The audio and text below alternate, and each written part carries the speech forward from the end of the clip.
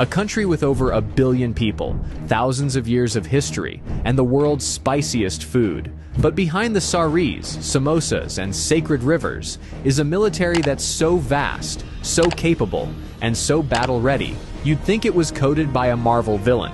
This is not the India you think you know. Because while some countries flex with parades, India just silently upgrades, drills in 3 climate zones, and prepares for war across land, sea, air, space, and cyberspace, all at once. So buckle up, because India's military might, it's on another level. Let's talk geography, because India doesn't live in a quiet cul-de-sac. It's in the world's most intense neighborhood. To the north, you've got China, nuclear-armed, high-altitude, and constantly eyeballing mountain borders. To the west, Pakistan, with decades of tension and history that could fill its own Netflix series. To the east, jungle borders with Myanmar, insurgent hotspots, and some of the toughest terrain on Earth. And to the south, the Indian Ocean, where everyone from the US Navy to Chinese submarines likes to just hang out. In other words, India is surrounded by drama. But here's the twist. While most countries would freak out, India builds a defense force designed for permanent pressure. Because peace is nice, but being unbreakable, that's better. India's army isn't just big, it's seasoned. With over 1.2 million active personnel and hundreds of thousands in reserve, it's one of the largest standing armies on the planet. But this isn't just about numbers, it's about experience. While some armies do war games in the desert once a year, Indian soldiers are literally fighting real skirmishes in the Himalayas, guarding borders at -30 degrees Celsius, and tracking insurgents through monsoon-soaked jungles. Imagine doing combat patrols with frozen eyelids or humidity so thick your socks turn into soup.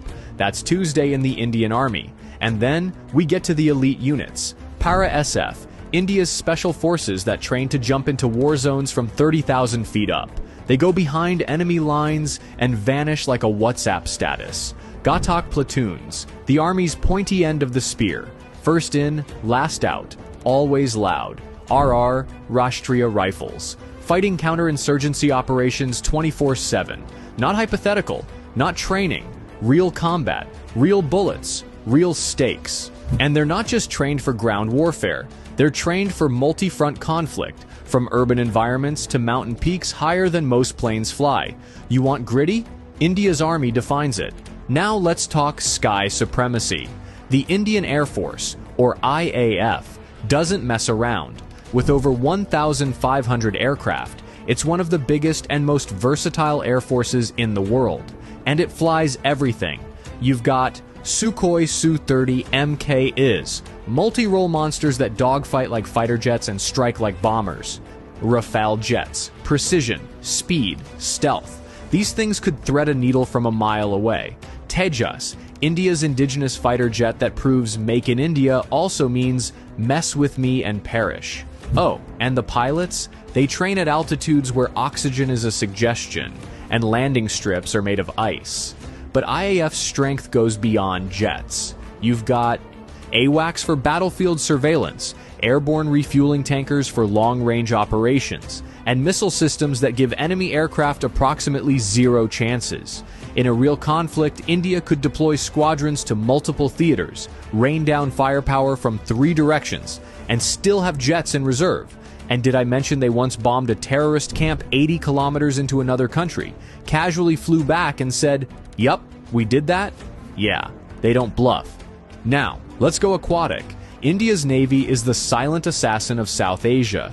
It guards over 7,500 kilometers of coastline, controls key shipping lanes in the Indian Ocean, and has eyes on every passing vessel.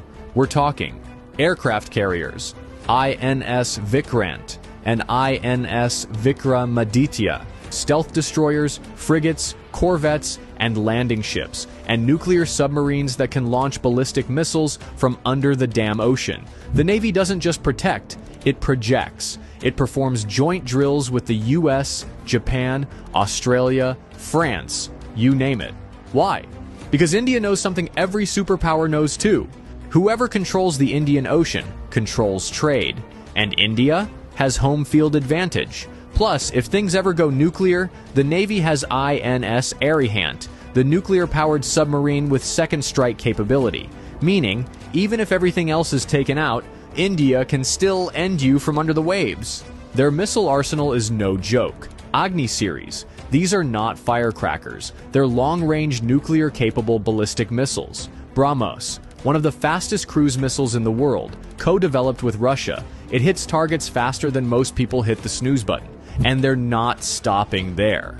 India is investing in hypersonic tech, anti-satellite weapons, AI-enabled drones, and space surveillance. You know that time India shot down its own satellite in orbit just to prove it could?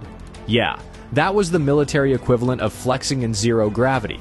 And while other nations are figuring out drone warfare, India is already using domestically built UAVs for surveillance, target acquisition, and strike operations. This isn't just defense, it's domination through innovation.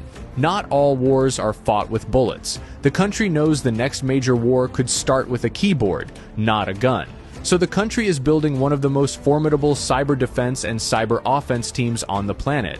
They've got CERDIN, India's Cyber Emergency Response Team, RAW, the shadowy foreign intelligence agency that makes MI6 look like the Scooby-Doo gang, NTRO, the tech spy wing that focuses on signals intelligence, satellite interception, and cyber espionage. From protecting infrastructure to disrupting terror networks, India's digital warriors are already fighting tomorrow's wars. Today. Here's the final boss level.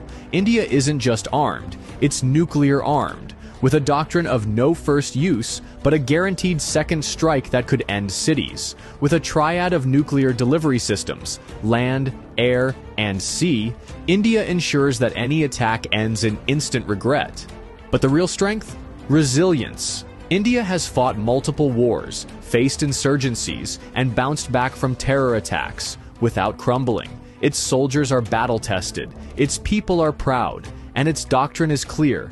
We don't want war, but if you bring it, we finish it. So, yeah, next time someone says India is just software engineers, spicy food, and spiritual gurus, remind them it's also one of the largest, most experienced militaries in the world, a nuclear power with cutting-edge tech, a regional powerhouse with global reach, and a nation that trains for every possible threat, just in case the unthinkable becomes real.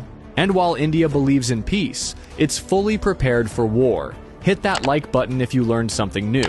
Subscribe if you want more military deep dives like this. And remember, never underestimate quiet strength, especially when it has 1.4 billion people behind it. Until next time, stay smart, stay curious, and maybe don't pick a fight with India.